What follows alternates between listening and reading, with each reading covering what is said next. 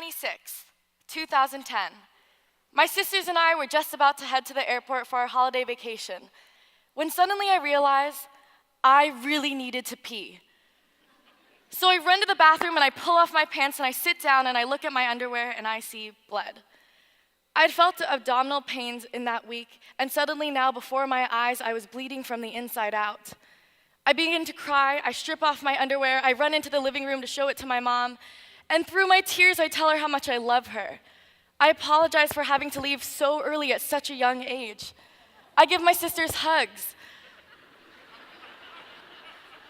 But instead of responding by reflecting my grief and sorrow, my mom breaks into this smile. She puts her hands on my shoulders and starts jumping up and down, singing, "You're a woman, you're a woman." Yes, I had gotten my first period. Menstruation, let's talk about it. Woo, yeah! Now, before I proceed, I want you to take a moment to feel if you or the people around you may feel discomfort around the topic of periods. Because today I'm going to talk about how that taboo surrounding the topic of menstruation is hindering our global development. 3 years ago, in the spring of my freshman year of high school, my mom lost her job. And within a couple of weeks, we could no longer afford our home. We had no choice but to move out and enter what I call our time of transition. Several months of couch surfing with our closest friends who have since become family. My commute to school turned from 10 minutes to over 2 hours long. I was constantly worried about my family's financial situation, wondering how much longer we could afford food, wondering how much longer I'd have to fill in that bubble marked no permanent address on school forms. At that time, I became fascinated by other people's hardships, probably to raise my own spirits, to distract myself, and to better understand what I was going through. And I felt that I could relate in a way, because at that same time, I didn't feel like I had a place to call my own home, and I found myself in an abusive relationship. During countless hours of navigating my way to school or in staying and visiting at a homeless shelter, I conversed with homeless women I met. I began to ask them what they found most challenging about their living situation, and I asked if there was anything that I could do to help. Their responses surprised me. I had never thought about the issue of menstrual hygiene. I began to keep a journal and collected stories of using stolen pillowcases, toilet paper, and most commonly brown paper grocery bags found on the street to maintain their periods. I became fascinated and angered by this unaddressed natural need, noticing how women's shoulders rose in nervousness when I asked them about it, how they whispered the word period and looked around nervously as if they had something to hide. I began talking to different nonprofit organizations and found that none of them openly and sustainably supported menstrual hygiene, either due to a lack of funds or a lack of displayed need. Thus, there was this never-ending cycle of organizations not prioritizing menstrual hygiene and women not feeling confident to stand up and advocate for their natural needs, leaving periods completely unaddressed.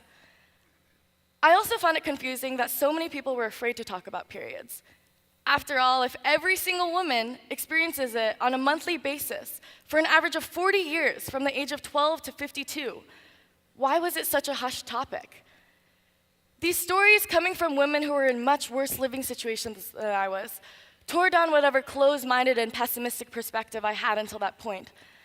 Suddenly, I found myself waking up each morning with excitement, optimistic about the smallest things in my life.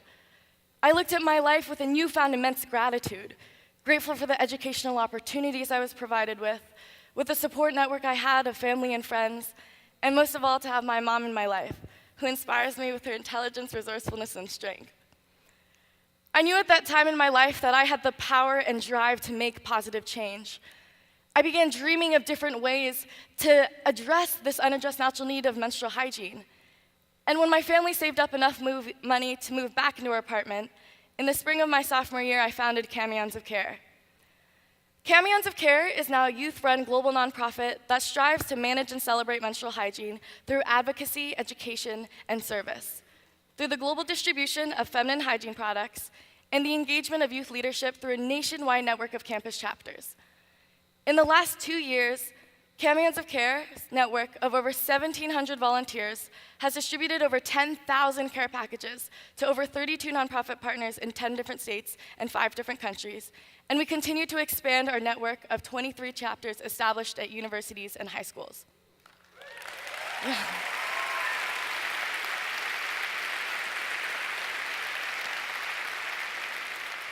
I call it the menstrual movement.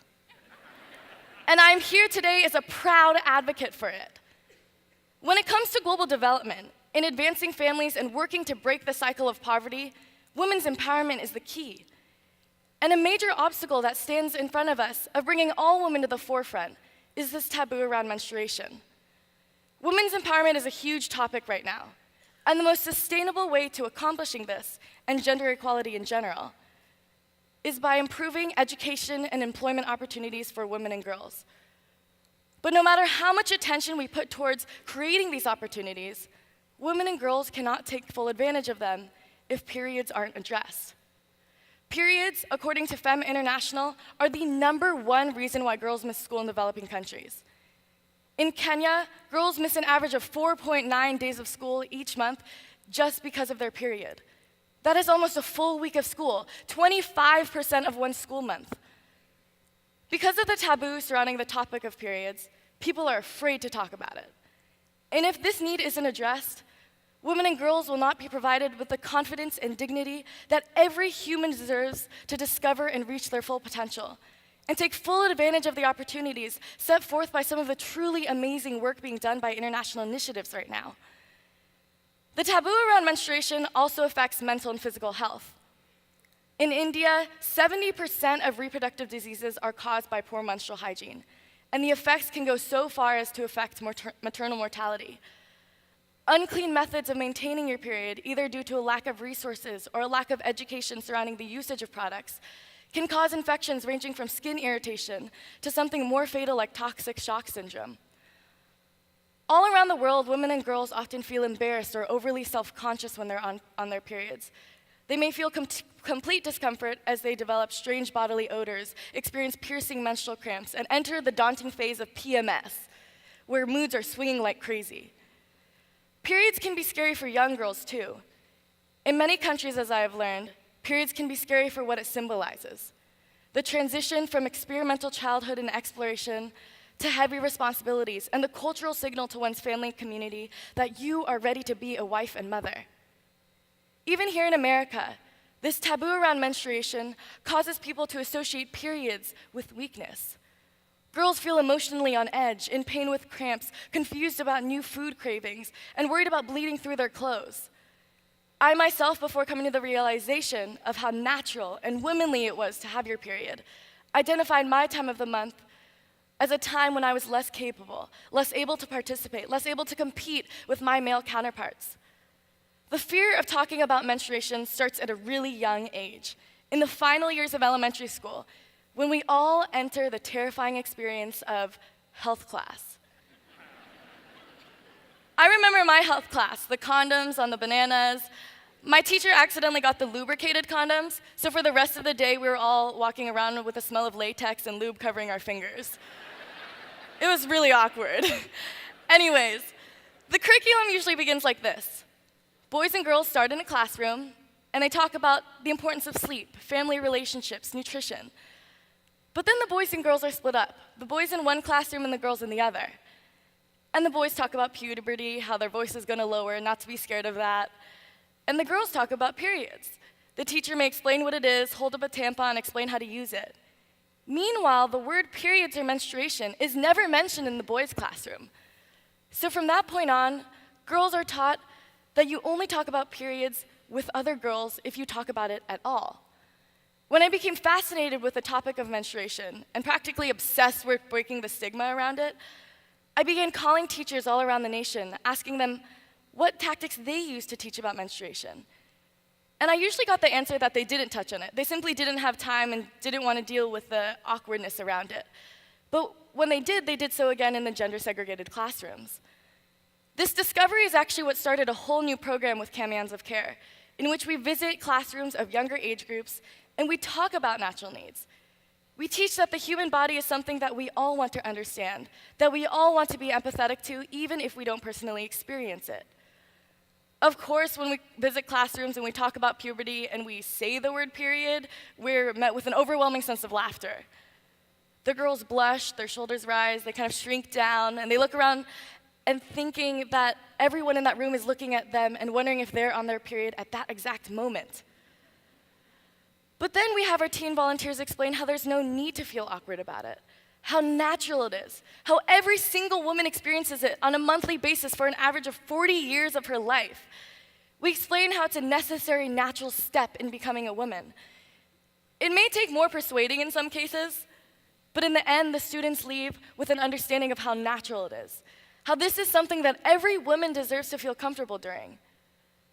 The uncomfortable feeling that some of you may have around this topic is totally understandable. After all, this is a woman-specific need, and it's not a very cleanly one at that. However, that being said, that discomfort needs to change, because men especially need to be involved in this menstrual movement too. In the United States, less than 20% of our government positions are held by women. And if that 80% who are men are afraid to talk about periods and acknowledge it as a natural need, women will continue to feel nervous, ashamed, and unclean during their periods. Women, no, all humans deserve to feel confident and dignified and ready to discover and reach their full potential. No one deserves to feel quieted or weaker because of a natural need. If the key to international development is women's empowerment through education and economic purpose, we as a global community want to make sure that girls are supported and confident to excel, meaning that we all have to become advocates for natural needs. So how can we make a change right now? I believe that it starts with being mindful and thinking about the power of language. Ladies, I'm talking to you. Don't think of your periods as something that makes you less confident, something that makes you weaker.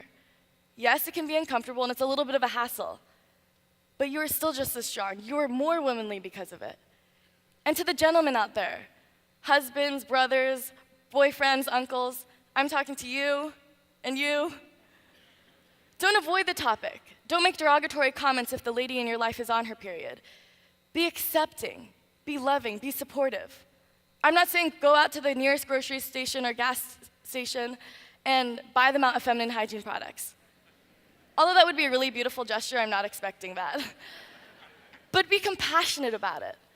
If you want to help what I call the menstrual movement on a larger scale, find an organization like Champions of Care that's working to break the stigma and make feminine hygiene products more accessible for women of all backgrounds. But for now, to start, create a safe space, start a conversation, talk to someone and discuss, why are we so afraid to talk about something so natural? Thank you.